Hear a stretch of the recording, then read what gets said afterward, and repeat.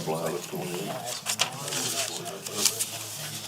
It's 6 o'clock. We'll go ahead and call the February 17th, 2022 Fire Service Advisory Commission meeting to order.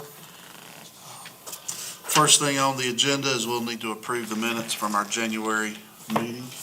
Has everyone had time to review those? Any changes that need to be made? So the members, technically, Chief Greer had already left by that meeting. Okay. So we do need to, his name needs to be removed from, officially from that. Okay. Aside from that, is there any other? Entertain a motion that we approve the minutes. I make a motion we approve. Second. Second. All those in favor, raise your right hand. Opposed, like sign. Minutes are approved with the correction. Radio Communication Committee report, Mr. Zahn. Sir, we had a real short meeting last month, but we really need Travis Tilson to attend our meetings. It's hard to get things done since there's so many technical questions that have to be answered. So I'm riding him hard for him to attend Thursday. Scott can help me out with that. Right, Scott? Yes, sir. Thank you. We're held up right now because they don't have the frequencies yet for the Salem water tank. Since we have to touch every radio once before we activate, we need to get some things done. We also need to know more about the system that Travis is creating. I understand it's an app in order to assign a number to each radio so they dispatch knows what radio it is. Okay. We have decided that Cleveland and Long Creek are going to get satellite receivers, not repeaters, but receivers. We have one tower that was donated by Westminster City that they're not using. Another tower possibility is the old Oakway School. Were you able to find anything out about that? So no, there's one thing on that tower, and we're trying to find out what is that on? Whose is it before we say we can take the tower down? Oh, middle of the night we. So, yeah, but we're working through that. Okay. And somebody said at the meeting that they have knowledge of another 100-foot tower that's around. So if we can get just one more, then we have what we need. Okay.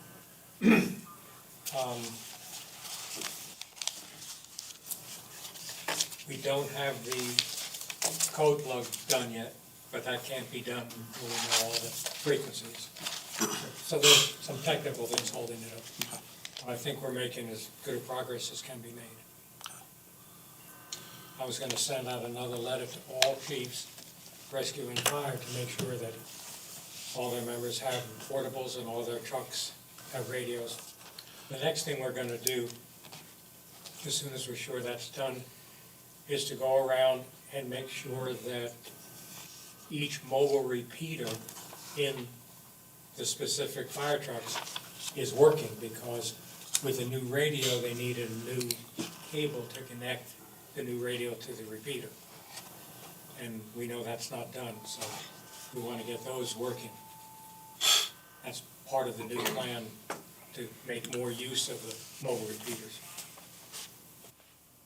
I think that's about it. Anyone have any questions?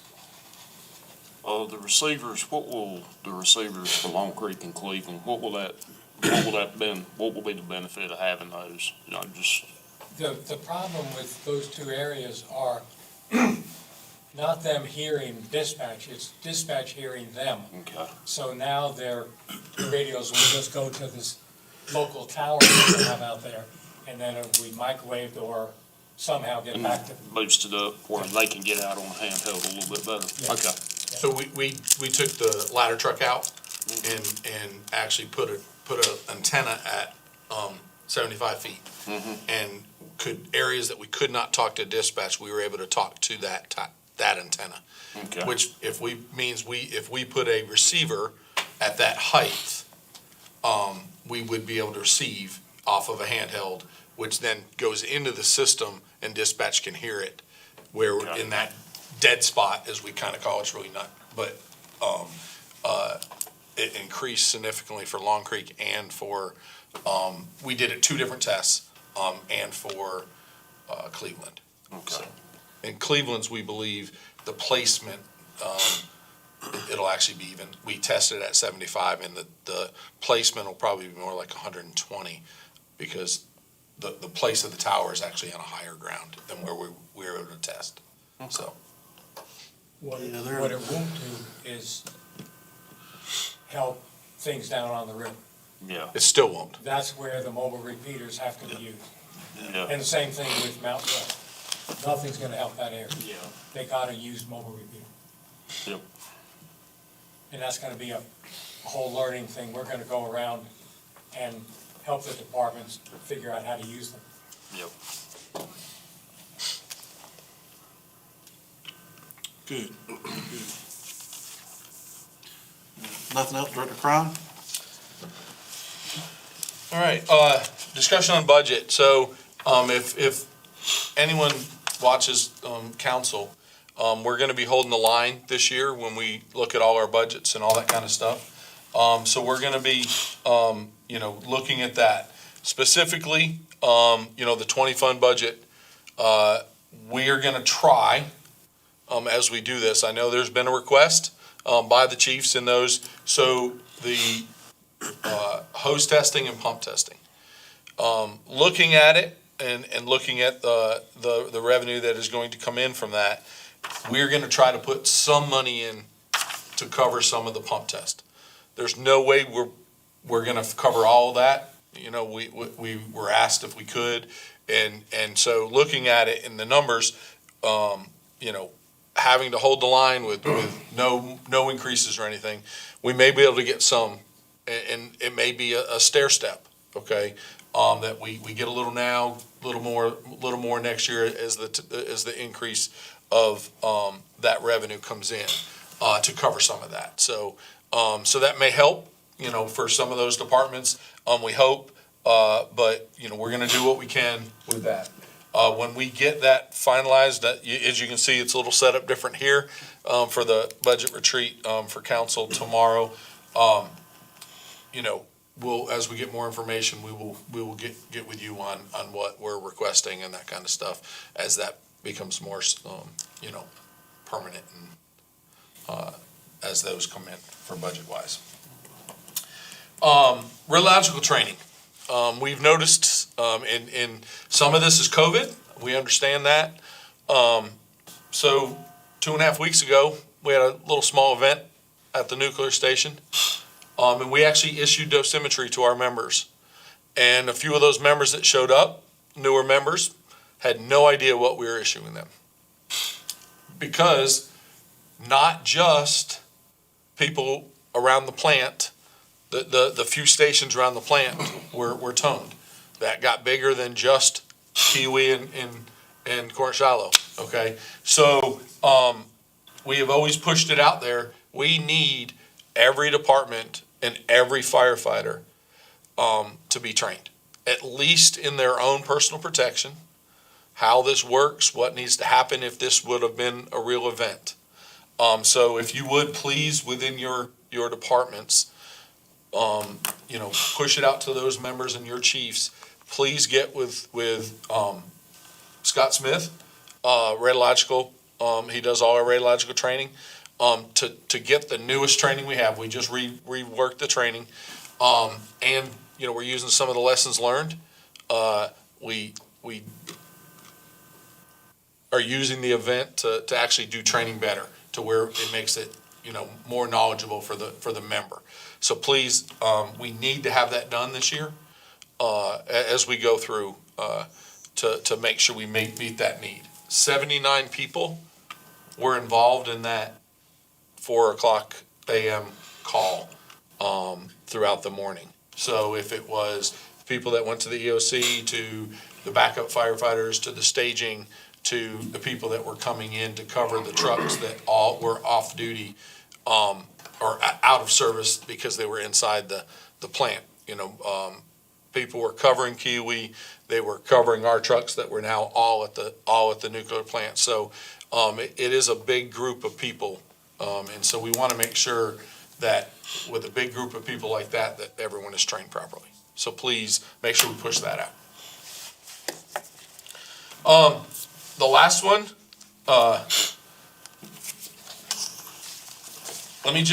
we'll start off by the article. Griffith Fire Chief charged with inflation of fire numbers. He got arrested. Yep, Insurance fraud. insurance fraud. Yep. Insurance agents arrested. The whole arrest of felony charge is the overstatement of numbers of firefighters who responded to an incident in an effort to obtain higher insurance rates for his department. Do I think in a lot of our cases we're not purposely doing it? We're doing it. Okay? Accidentally. However, I've said it before. I want to mind you, this isn't the county's chief. Each one of our chiefs is an independent department chief under a 501(c) in some cases, and their own FDID number. That volunteer chief was arrested because he didn't do the paperwork right. And ultimately, they are responsible for their department when they fill out numbers. We have a call. 1/22, January. 1, 2, 3, 4 duplicates. They were on multiple calls. That means multiple stations received credit. He was arrested for inflating the number of firefighters that responded to that call. A single person can count on one report. I'm sorry, we're not able to clone ourselves yet. And it's falsification of documentation. We have to stop.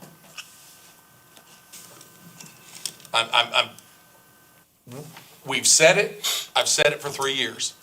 We're going to have to do something to make sure this doesn't happen.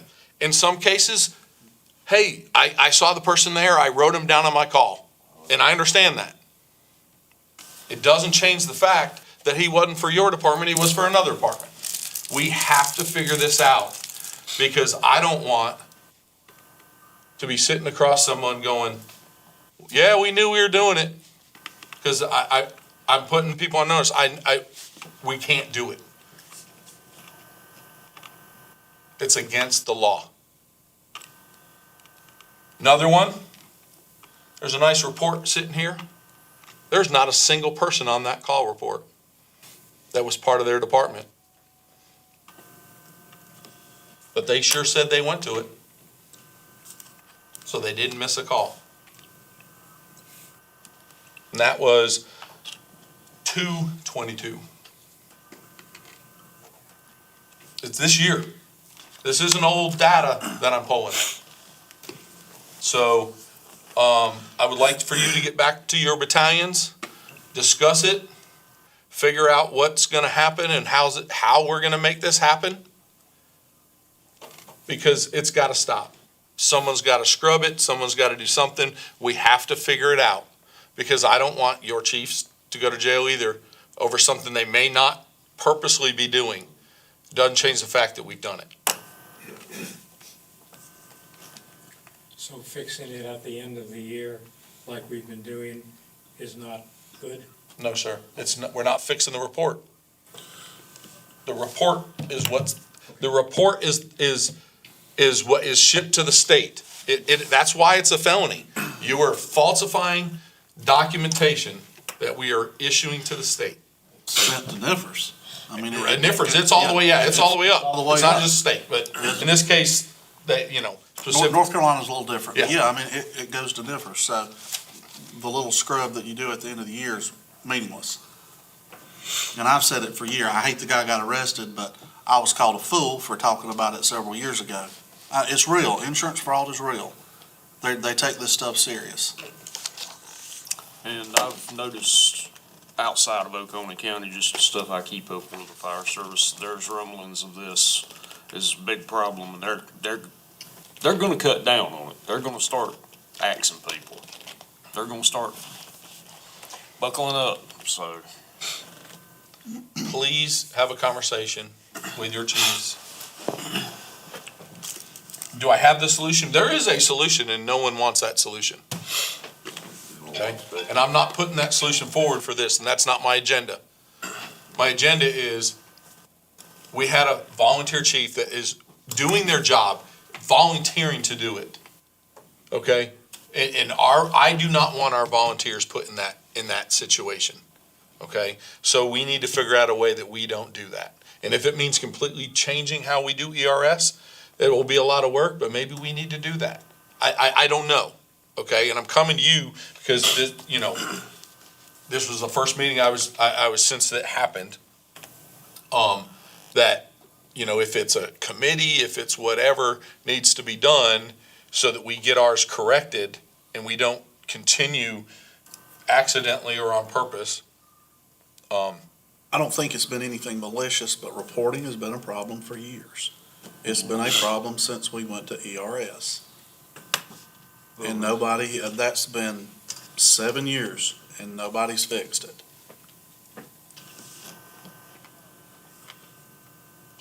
I don't disagree. Well, that's the thing, like, you got multiple people on different stations. You say they're not doing it on purpose. This guy may check them off there, and then the guy does a report over there, checks them off over there. But I don't know if there's anything in that computer can, if it sees a duplicate name, it won't kick it out, or. The way we are set up right now, it is not a duplicate because you're doing a separate report. It's two different reports on the same incident by different departments, which is their report. That's what that department did. How we're set up now. We're gonna try to look at options too, but we're only one side of this because it doesn't happen on our side.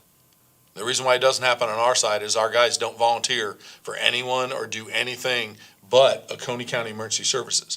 And the only report that they're going to be on, and that's why we changed that, is an emergency services report. That way, there is no way that I can be placed on, we're just gonna say 11's, Kiwi Ebenezer's report, because the only reports I'm allowed to be on are Station 21 reports, because that's who I am affiliated with. Well, that's what I'm saying, that's the only way I see, everybody just volunteer for one station.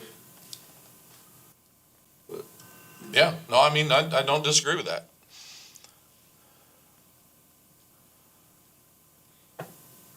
But that's gonna cut a lot of rosters down to 8 or 10 people. So telling the truth is bad? No, I understand what you're saying. Okay, I'm just, What I'm saying is, Ryan may check me off at West Union for a house fire, and then Bobby Joe, or whoever, they may check me off for not knowing that Ryan done put me down on that. and that's what I'm saying. I'm not saying this is malicious in Oconee, but I'm saying it's happening, Oh, yeah. and that's the problem. Does it affect from fire department to rescue squads? Like, I go on a car wreck up on the Yep. mountain. Same thing. Same You can thing. only be part of one department. I just making sure. Not sure, Rescue if fire. we can drive two trucks and be in two trucks Yeah, for, I agree with you wholeheartedly. I you just know. was questioning whether. there's been discussion, in different ways to do this and over the years and, is any way perfect? No, not in the biggest system we have, but we're gonna have to have some hard discussions on how it looks, because if we don't, we're just as liable for allowing the chiefs to make a mistake that can get them in trouble. And I don't wanna be liable for that. I don't want to be, well, we didn't do anything. And we allowed someone to get themselves in trouble by accident, like you said, because two different people made two different reports, and the same person said, oh, I saw him. You know, Yeah, I don't think it's malicious, but it's happening, and it's happened for 7 years. That sounds like a way of doing it, you know? Well, the last call, off Burnham Middle Road, I tried to tell Ryan, I said, like, these guys are going on Station 11. You put these guys on Station 16, but then they still get them mixed up. you know, I hate to say it, but at one point you had to go back by the station and sign in. And if you didn't sign in, you didn't get credit. And now we're not doing that. And so if you choose to go for 16 and you go sign into 16, you're on their report. You go and sign in, and unfortunately, it's a hassle for our volunteers to have to go back to the station from a call to do those sign-ins and those kind of things. But, you know, we're gonna have to look at options. And do I think we're gonna fix it tonight? No. Okay? But we need, through our battalions, you know, in each one of your districts, to talk to your chiefs and go, what's your thought? Do we need to start doing a sign-in sheet again? Do we need to do, what do they feel are ways that we can either change ERS or policies that we can put into place, that things have to happen so that it doesn't accidentally happen.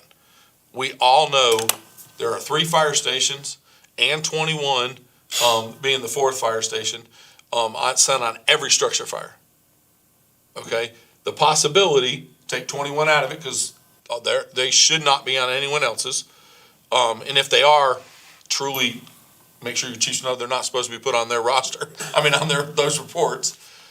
You know, those 3 people, some of those people, yes, they help out all 3 of those departments.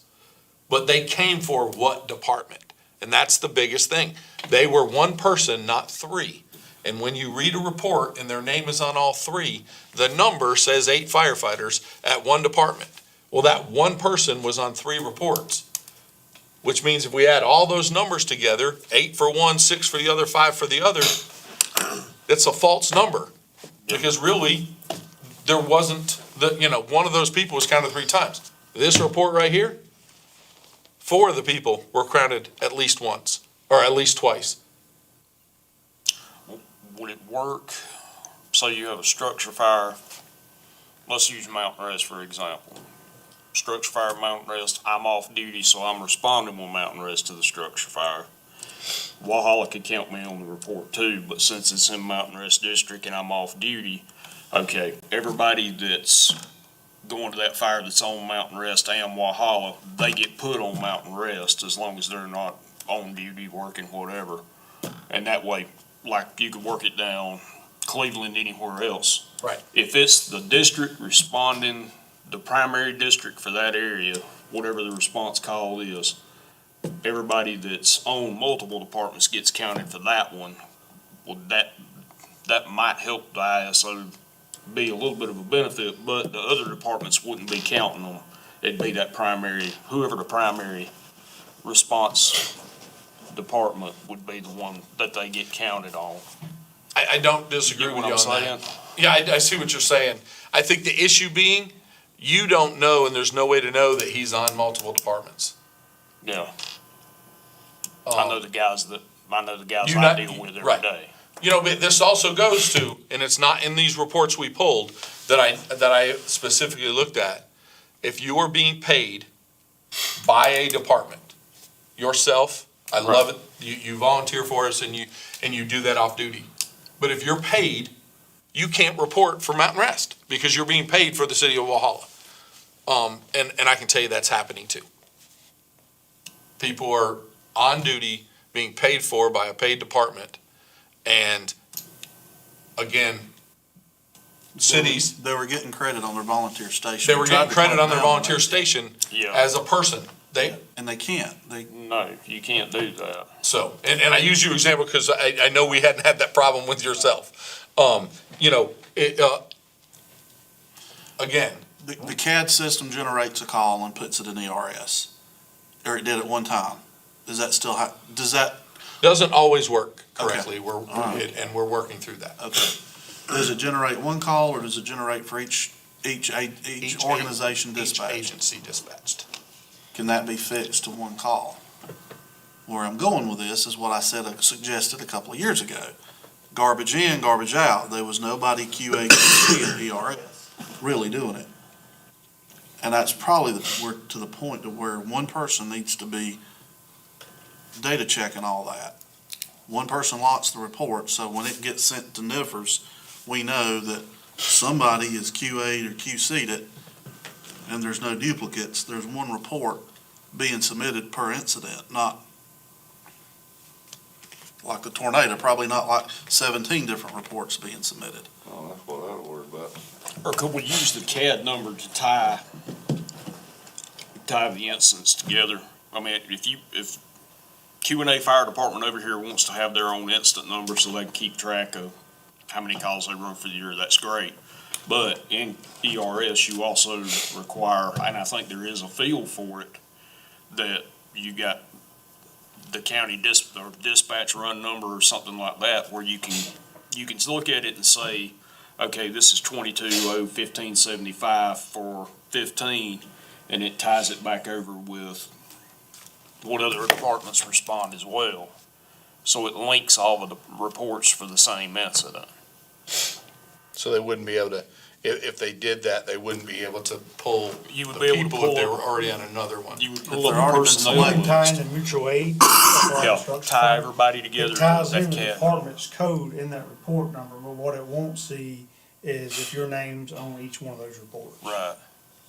But it will make it easier on the QA guy, cause he could pull up, they may be, I won't say easy, but they would. he would be able to pull up a They can list still of all run- the personnel for that call and read down the list. A day now. How many? I mean, And not saying that's not a solution, because we're throwing solutions out here. Understand that's hundreds of calls a day. Oh, yeah. That is a full-time A full-time job. FTE Yeah. position Yeah. to just do that, because we're not doing it right. Yeah. You And I- see what I'm saying? and Not I- saying we don't need to QA our Right. reports, and we do that a lot, trying to get them corrected for NIFRS in submission and stuff. But, again, they're, like you said, they're not tied together, so you don't always know, And what that looks like. have you reached out, what is ESO now? Have you reached out to ERS? Because I know when we switched at the city department, she laughed and said the county wasn't using it exactly how the software was designed for. So, I mean, inherently, there was some flaws in the way it was set The up, original setup. in the original Oh, setup. yes. So, I mean, is there something, do they have a solution for the predicament we're in? I've talked to, I mean, I overall know what the solution is, but I've talked to ERS, they stated that we're not making any changes soon. since they're changing to, or Right. going to They said there ESO. would be some changes, but they were getting with the departments at that time to go over the changes. Well, that's what I'm getting at. I don't know how it don't show 4 house fires. For the 4 stations that on the house fires. So like it would report 4 house fires to the state. It does, when we, It for does. one house fire, it shows 4 reports. The technical numbers are way off. And I know enough about computers, so. Right. I'll try to help do whatever you can I know. to figure it out. I know enough to be dangerous.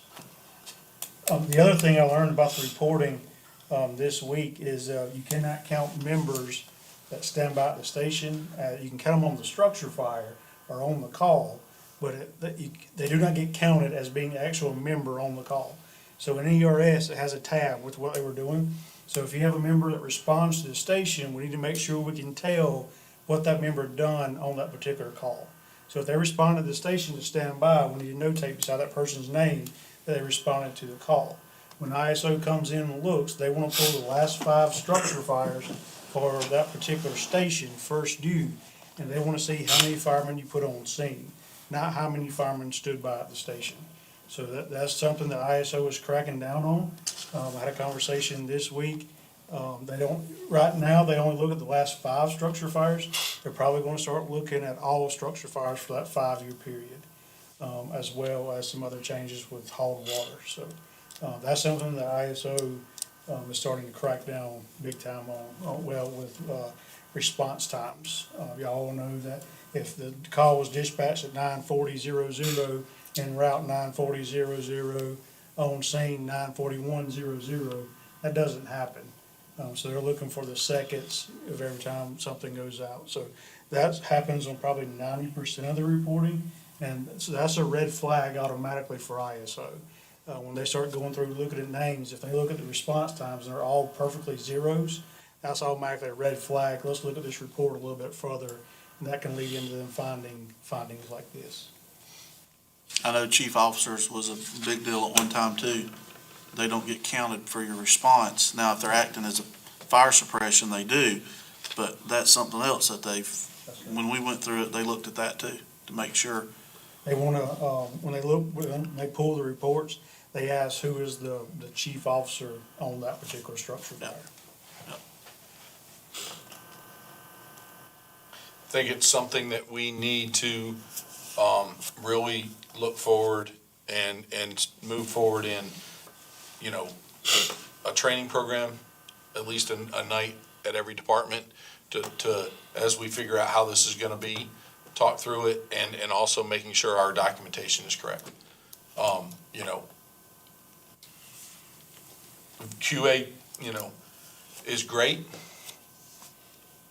but how many people are gonna redo their reports? Because I can go through and report after report, we need to, you garbage in, garbage out, heard it earlier, let's make sure the stuff is being put in properly, to the best of our ability, like we said, listing the people that are actually there. If you're not an interior structure fighter, those kind of things, we're gonna have to start reporting people as what they are, not, what we want them to be. And if they're not a interior firefighter, by all means, they can go on your report. Yes. We just need to notate that this is a level 2 responder or exterior, or as long as it's notated, it's fine. We just need to make sure we know what they are. And that's all I have. I know that was big, but Well, it goes, and I promise you I won't go down that road, but it goes back to the accountability system too. All that ties in together. Because that lets you know what people are doing. When you have an accurate record of your incident, and I know you're not gonna do it for every fall and bump and car accident, but when you have a major incident and you have a proper accountability system, you know what each person does. Yep. And that should be easy to transmit over into a report, but like I said, I'll shut up on that, so.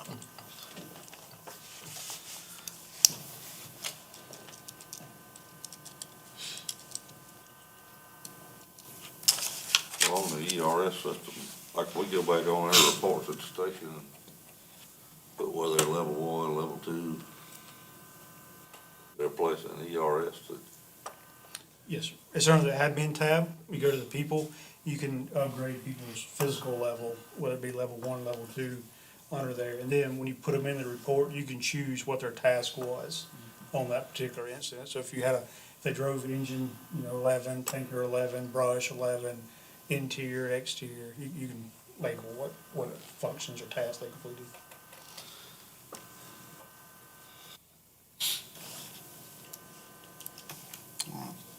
Go on to the chief's report. So air packs, so we talked about that last meeting. The emails, the good news is county council approved on Tuesday night the lease purchase. They already approved the AFG, the meeting before. So we're good to go on the 100% replacement of the SCBA's. So I sent out a spreadsheet or a checkoff Word document that has the prices of the air packs and all the equipment. What we're needing is each department to complete one of these, stating if they want to buy anything extra. If your department wishes to buy an extra air pack or extra face piece, the most common is the added tick function. So you can have a built-in tick into these air packs, and the cost of that is $870 plus taxes. So if you wish to upgrade the packs that we are getting you through this purchase, let's say if your department's getting 10, you wish to upgrade 4 with the tick function, then you would just pay the difference of the tick. You wouldn't have to pay for the entire pack. Some departments are purchasing extra face pieces for their members, want extra batteries, chargers. One of the things that's not listed on here is the key fobs. I call it a key fob. It's actually a Bluetooth enabled fob. This allows you to connect your radio, your Bluetooth enabled radio, to your pack. That way, all you have to do is key up, it Bluetooths from the radio into the system. So that key fob is $20, and each one of your members would need a key fob. My recommendation would only purchase enough key fobs for your members that are interior certified. That will be like the likelihood of wearing the SCBA. We're purchasing the reader writer, so all we'll need to do is we can write that for you. We'll give that key fob to you that you can give your member. I have a lot of questions myself with the key fob, and I think it's just gonna take discipline to get this to work. What I mean by that is if I fob into a pack, you can have it log it or keep it in its memory for so many hours or forever. So my recommendation was to keep it in there for 24 hours. That's the minimum amount of time before it deletes. And that way when I come up to a truck, I'd fob into that pack and that fob would stay on my radio. And I could wear it and it would work. The difference is gonna be if we get a structure fire 5 hours later and I come up to that truck and grab a different pack. That's the reason you keep that key fob on you. That way you can just tag back into that pack. That way it pairs with that particular pack. This could be problematic, and the reason I think discipline is gonna be key with this, if Burton grabs a pack that I wore earlier that I tagged into, and we're standing side by side, and he turns his pack on, my radio is gonna link to his pack. Now, it only works short range, extremely short range, so if I stay on the Alpha side and he goes to the Charlie side, it's gonna disconnect. But if we are side by side doing a surge or fire attack, that could be problematic. So if your department decides to go that route, which we encourage, just make sure, one, they keep a hold of their tag, but two, anytime they come up to go on a pack, they would have to tag back into that pack to pair that radio to their pack and radio itself. So I've sent this spreadsheet out. We asked for March 1st to be the deadline to get these forms back. We already have the agreement to go ahead and move forward with the purchase. The sooner we get these forms back, the faster we can move forward with it. So if we can get these back as soon as possible, that'd be great. I already have a handful of them. I emailed the form out again today to all the chiefs. If you would like to take a form with you, I have several with me. If the departments don't wish to purchase anything extra, that's perfectly fine. If they can just shoot me an email stating they don't wish to purchase anything extra, that way I can just document it and we can move forward. So, understand, as you talk to your departments with that, number one, we're special pricing because we purchased so much already. Prime example, we're paying $47.75 per pack. Full retail is $87.75 for that pack. And March 31st, there's across the board MSA 10% price increase. That's kind of why our price is only good to that point. We want to make sure that the departments purchase anything they want to purchase, number one, before our bulk price runs out and before that 10% increase goes into effect. Anything after that we have to figure out will be at a elevated price of some amount. But the department wants to buy like 2 of the ticks, y'all just take that much out of their equipment money? That will be billed directly to your department from Safe Industries. And that's why we have to do the form, because there'll be all those invoiced independently because they are not part of the county purchase. But we're allowing each department to use our buying power for their benefit. And to include the cities. So any department within Oconee County. Because I know that was a question from, I believe, Westminster, was about, he was trying to work to, Yes. they had some going out, so trying to work. Any department within, but unfortunately that has to be agreed upon before the 31st. If any department would like me to come out and have a spare MSA pack with the tick function, if any department would like me to come out to their meeting one night and show the pack or talk about the pack, that way it can help you make your decisions, I'll be more than happy to. Just give me a call or shoot me an email, we can set that up. The third-party pump testing and hose testing, I wanted to get some clarification on the dates. I wasn't at the meeting when it was discussed with Chief Greer in the last part of last year. But I believe when it was approved, there was some questioning about when we wanted to start due to budgets. I think it was mentioned start in the year 2023. I wanted to question, my question is, do we want to start that in the 2022-23 budget, which would really be the fall of 2022, or do we want to wait to the actual fiscal year of 2023? It was written down as 23, not budget year 2022. We do that test in the fall, so it would be this coming fall. And it was my impression, but not what we wrote down, that we were gonna start this whole thing this fall with a third-party testing, which is actually 22-23 budget year. It's FY '23, because we were gonna start after July the 1st. That's what Correct. Okay. Yeah, that's my understanding. Okay, that's the clarification. We just wanted to make sure that that is the understanding, because again, that money comes out of the department's budget for the hose testing. We're trying to get it for most of the engines out of the 20 funding within that budget. I remember it being discussed as be starting in July. Correct, okay. But the Making next- sure we wanted to make sure that Yeah. we were, in the discussion, our discussion was making sure that we were talking the same thing. With that, I want to move forward with getting some current pricing. With that being said, I'll send back out the list of hose that each department has, and I just want to confirm that the length is correct for what we're getting quoted.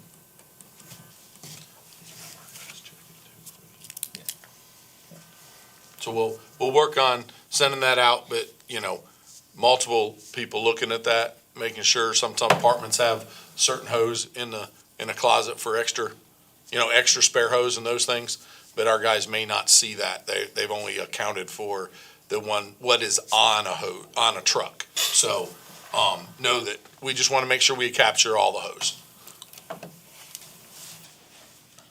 Well, that we voted sometime last year, all stations are gonna do this. Right, correct. And that we will, whatever that bill is for the hose at that department will come out of, we'll pull that and document that out of what money was sent to the departments.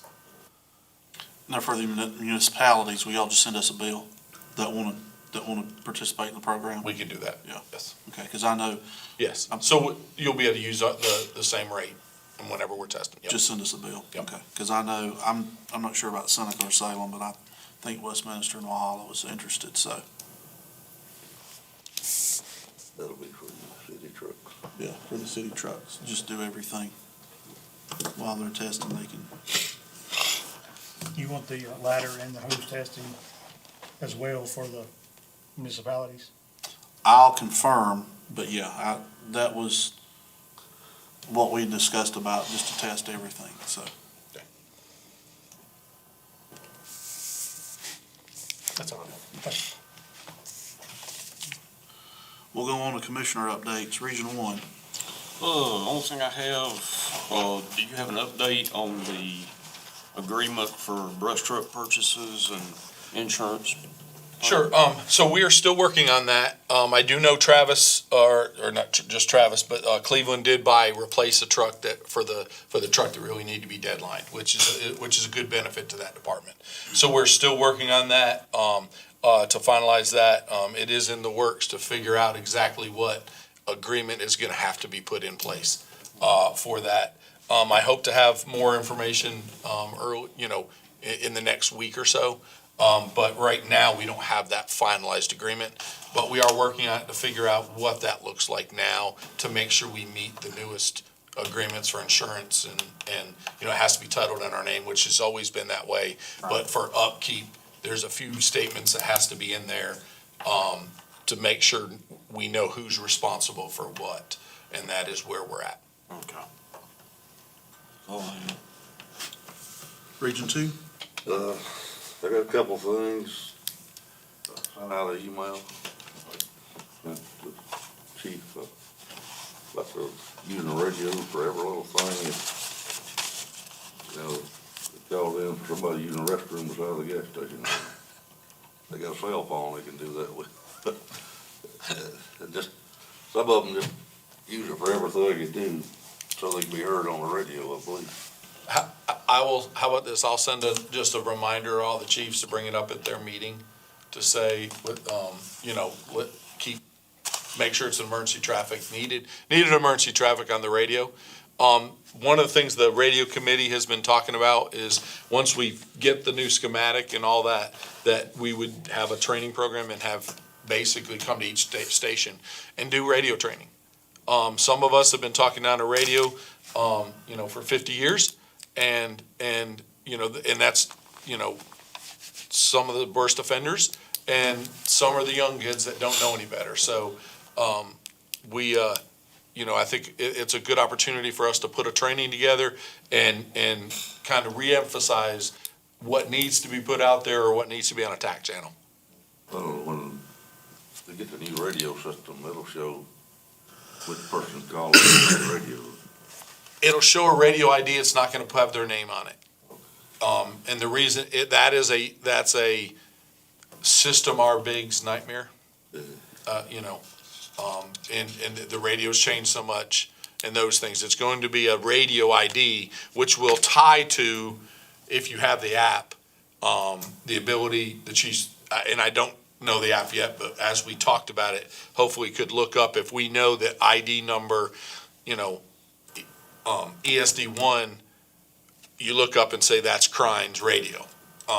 You know, and dispatch would have it, so if we have a Mayday, whatever that would be, that we could update. Again, that's something the chiefs are gonna have to update, because garbage in, garbage out, if it still says so-and-so's on that radio and it's been issued to somebody else, we don't know that. So but that's hopefully gonna help. But we'll go over all that in that training on how that looks. We'll all talk to our three chiefs, you know, tell your members not to use your radio for every little thing they find at 2 o'clock in the morning, or call the sheriff's department on a cell phone, or whatever you gotta do. And the other thing that brought to my attention earlier, y'all have a 21 truck staged at ER4 now during the night, or?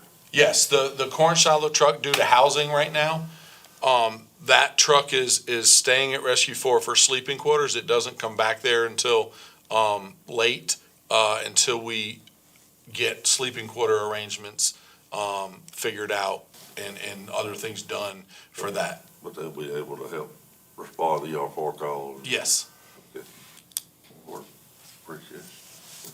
That's all I got. Region three? I don't have anything to add. I was just thinking back to what you had said earlier about trying to get people to go to radiological training. I was wondering, do we need to add that possibly to the incentive criteria for this year? Or is that too much to ask of people? That's probably something the incentive committee will be going over.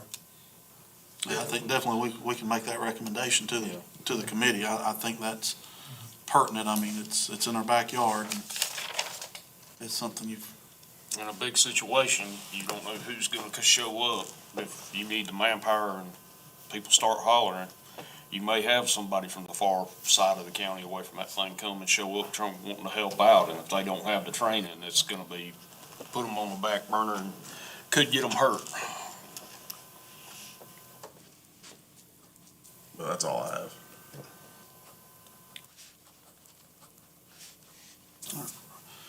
Mr. Brock, he told me he may not be here, so we'll skip Region 4. Region 5, I don't have anything. We already talked about that. One of them had a question about when the pump and hose testing was begin. If you're able to get that price, per foot price to us, so that was the other part of the question, so. And just working to get those SCBA's. Westminster's trying to get those switched over to MSA. So that's all I have. I don't have anything beyond that. Anything for the good of the group? All right, appreciate y'all's time. I'll ask for a motion to adjourn. Motion we adjourn. Meeting is adjourned.